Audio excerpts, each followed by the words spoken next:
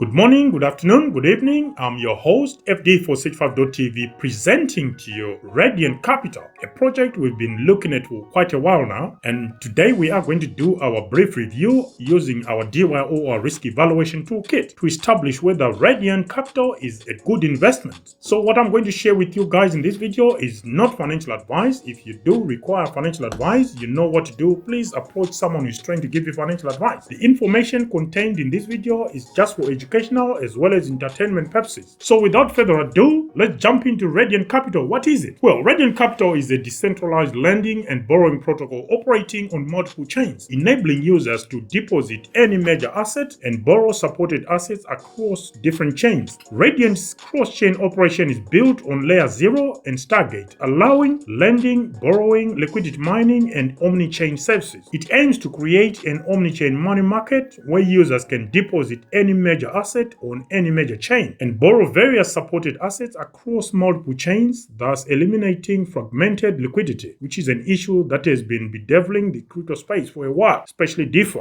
Unlike most crypto lending platforms, RadiantCapital does not require users to select a specific chain to work on or be limited to using that chain's specific token. Instead, RadiantCapital functions across most blockchains, making it easier for users to borrow assets and generate a return by contributing their capital for lending purposes. RadiantCapital produces a real yield through its protocol fees and related activities. Let's jump into some key features for RadiantCapital. The RDNT, which is the ticker symbol for Radiant's token, the RDNT OFT bridge, which allows the token to exist on more decentralized applications and blockchain. You also have RadiantCapital providing users with an innovative borrowing and lending bridge function via the Stargate stable router interface. Radiant's DIP or dynamic liquidity auto-compounding feature, which increases the likelihood of maintaining eligibility status. The platform's borrowing feature enables users to obtain capital without selling the underlying asset. Radiant's integrations with Layer 0 and Stargate stable router interface allows users to deposit and borrow assets across chains seamlessly within minutes. And here are some of the selected value propositions from Radiant. Users receive revenue from interest and flash loan fees. Users can also unlock liquidity from the capital without selling. Radiant allows all users to borrow and lend cross-chain seamlessly. Its gated emissions feature only enables incentivized RDNT emissions to dynamic liquidity providers or DLPs. RadiantCapital functions across most major blockchains, making it easier for users to borrow assets and generate a return by contributing their capital for lending purposes. In other words, Radiant here is demonstrating that it is chain agnostic, which is a strong feature. So as part of our DYO risk evaluation, we are going to be, as usual, applying our 13 elements, which are decentralization, security, scaling, interoperability, the project team, project use cases, social media presence via Twitter, as well as social media presence via Discord. We then look at the project tokenomics, where we look at total tokens available and insider token allocation and so forth. So starting with the decentralization, Radiant runs an on-chain governance process where holders of the RDNT token can participate in deciding the direction of the protocol. Proposals that meet the protocol's on-chain governance quorum and majority are implemented. Unlike most crypto lending platforms, RadiantCapital does not require users to select a specific chain to work on or be limited to using that chain's specific token. Instead, RadiantCapital functions across most major blockchains, making it easier for users to borrow assets and generate a return by contributing their capital for lending purposes. As far as security is concerned, while Radiant version 2 is primarily composed of the same code base as Radiant version 1, the Radiant DAO or Decentralized Autonomous Organization takes safety and security seriously and tripled down on audits. RadiantCapital software and smart contracts were audited by multiple leading security firms, an indication that RadiantCapital views security as a top priority. Auditing entities engaged by RadiantCapital include Zokio, PeckShield, BlockSec, OpenZeppelin, and Chaos Lab. Radiant's bug bounty program is also run by Immunify, a reputable bug bounting firm. As far as scaling is concerned, capital in DeFi is extremely fragmented across chains, evidenced by the dozens of different money markets, all with their own liquidity. Lenders decide on a chain, and the assets they withdraw must exist on that same chain. Radiant is one of the first omnichain money markets where users can deposit any major asset on any major chain and borrow various supported assets across multiple chains. This then means scaling the Radiant network is spread across various connected blockchains, with users able to achieve asset bridging via the Stargate stable router interface and Layer 0's omnichain and interoperability protocol. And of course, when it comes to interoperability, Layer 0 Labs omnichain fungible token OFT or OFT interoperability solution enables native cross-chain token transfers. Layer 0's omnichain is an interoperability protocol. It enables the realization of cross-chain applications with a low-level communication primitive using an oracle and a relayer to transfer messages between on-chain endpoints. With Layer 0's guarantee of valid delivery, the token is banned on the source chain and minted on the destination chain directly through the token contract. Wow, that is crazy. Omni-fungible tokens allow for composability across multiple blockchains, which means no more fragmented liquidity, smart contract or finality risk, or rep tokens with considerable custody risk. As far as the project team is concerned, there are approximately 14 members from the information we just come across and reviewed. Social media presence via Twitter, RadiantCapital boasts just over 95,200 Twitter followers, and in Discord there are approximately 25,700 Discord members. Use cases, of course, we have the key one, which is dynamic liquidity provisioners also share the utility of platform fees acquired in blue chip assets such as Bitcoin, Ethereum, BNB, and stablecoins through borrowing interest, flash loans, and liquidations. Logged liquidity activates lending and borrowing RDNT emissions. The RDNT is used to pay rewards to liquidity providers. Users can borrow and lend cross-chain. Radiant's protocol consolidates fragmented liquidity across multiple lending protocols and chains under one safe and user-friendly protocol. I think that's a very, very strong use case. Instead of interacting with all these chains, just interact with one interface. That's a very strong use case. Radiant users can create more complex strategies and high-frequency arbitrage opportunities. Bridged RDNT tokens can be used to hunt for higher platform fees on other chains. Let's jump into tokenomics. Ticker symbol RDNT, token supply 1 billion with hard cap, circulating supply 30% or 300 million. Token distribution, the team was allocated 20%. Incentives, which is for suppliers and borrowers, 54%. Incentive pool 2%. Core contributors and ecosystem 7%. Liquidity 7%. Treasury 3%. Liquidity and treasury 3%. Token treasury 14%. According to our own calculation, inside the token allocation amounts to 44%. So that is a brief review of what RadiantCapital is and some of the key features that we review and analyze as part of our DWA or our risk evaluation. So let's move on to the next phase then of this evaluation, where we apply some scoring 0 to 10, and then we aggregate the total scores across the 13 elements, and it is the aggregate score that we then classify under the following risk categories. The highest risk category is the no-go category, where the risk, according to our own review, is at a maximum. When it gets mitigated further down, we call that category could go to 0. Before it gets even lower, we call that potential category. And the relatively safer option that we should all hope for is the go for it category, where the risk associated with investing in any asset is mitigated to the minimum it can, and we call that go for it category. So those are the 4 risk categories, and now let's give you a quick rundown of the 13 elements before we jump into the scoring. So you got decentralization, security, scaling, interoperability, the project team, social media presence via Twitter as well as via Discord, age of the project